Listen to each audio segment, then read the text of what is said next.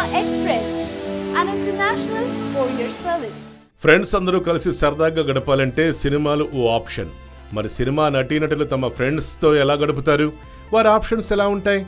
స్నేహితుల దినోత్సవం సందర్భంగా మంచు లక్ష్మి చెప్పిన విశేషాలు ఆమె మాటల్లోనే విందాం. జీవితం చాలా వేగంగా సాగుతోంది.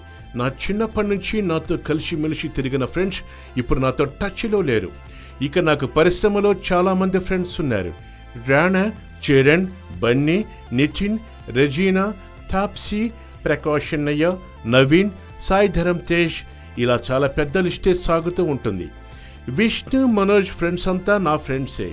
నితిన్ని టిన్ అని పిలుస్తాం. ఎన్టీఆర్, మనోజ్ ఒక చోట చేరారంటే నేను వారి దరదాపుల్లో కూర్చో ఉంటాను. వాళ్ళ మాటల్ని, గొడవల్ని వినటానికి చాలా ఎక్స్ట్రా ఎనర్జీ కావాలి. అమ్మో, నేను వాళ్ళ మధ్య తలదూర్చను అని చెప్తూనే రెజీనా వాళ్ళ అమ్మకైతే నాకు, మనోజ్కి గొడవలు తీర్చడానికే సరిపోతుంది. ఆవిడ చెన్నై నుంచి వచ్చే ప్రతిసారి కేక్ తెస్తుంది. నాకు కావాలంటే నాకు కావాలి అని నేను, మనోజ్ కొట్టుకుంటుంటాం. ఆవిడ సర్ది చెప్పి ఈసారి రెండో తెస్తానులే అని అంటుంది. నేను చేసే సేవా కార్యక్రమాలంటే ఆవిడకి చాలా ఇష్టం. తెలిసిన వాళ్ళ ద్వారా సాయం చేస్తుంటుంది అని అలా చెప్పుకొచ్చింది మంచు లక్ష్మి.